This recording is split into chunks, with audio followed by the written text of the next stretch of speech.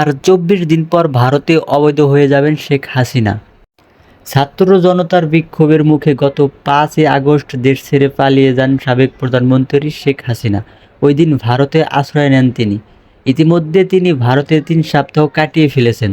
এর মধ্যে শেখ হাসিনা সহ তার সরকারের সব কূটনৈতিক লাল পাসপোর্ট বাতিল করেছেন বাংলাদেশ সরকার।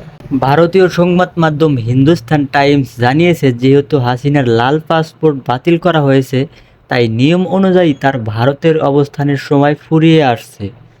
বাংলাদেশ সরকারের একটি সূত্র জানিয়েছে, শেখ হাসিনা যখন দেশ থেকে পালান তখন তার কাছে শুধুমাত্র লাল পাসপোর্টই ছিল, সাধারণ সবুজ পাসপোর্ট ছিল না। ভারতের ভিসা নীতি অনুযায়ী যেসব বাংলাদেশের কাছে কূটনৈতিক লাল পাসপোর্ট আছে, তারা ভিসা ছাড়াই ভারতে প্রবেশ এবং সর্বোচ্চ ৪৫ দিন পর্যন্ত অবস্থান করতে পারেন। আজ রবিবার ২৪শে আগস্ট পর্যন্ত শেখ হাসিনা ২১ দিন ভারতে কাটিয়ে ফেলেছেন। ফলে আর মাত্র ২৪ দিন পর বৈধ উপায়ে তার ভারতে থাকার সময় শেষ হয়ে যাবে। এরপর তিনি হয়ে যাবেন অবৈধ।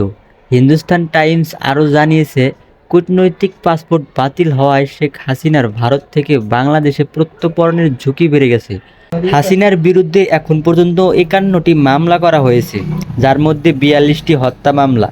এসব মামলায় তার বিরুদ্ধে বিচার শুরু হবে। শেখ হাসিনার প্রত্যর্পণ বিষয়টি ২০১৩ সালে বাংলাদেশ ভারতের মধ্যে হওয়া প্রত্যর্পণ চুক্তির মধ্যে পড়বে। ২০১৬ সালে চুক্তিটি সংশোধন করা হয়।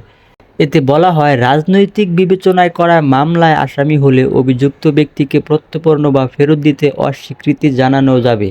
কিন্তু এই চুক্তিতে হত্যা মামলার বিষয়টি স্পষ্টভাবে রাজনৈতিক বিবেচনার বাইরে রাখা হয়েছে। এছাড়া যদি মামলা ন্যায় বিচার না করার উদ্দেশ্য করা হয়, তাহলে দুই দেশ অভিযুক্ত ব্যক্তিকে প্রত্যর্পণ না করার ক্ষেত্রে অস্বীকৃতি জানাতে পারে।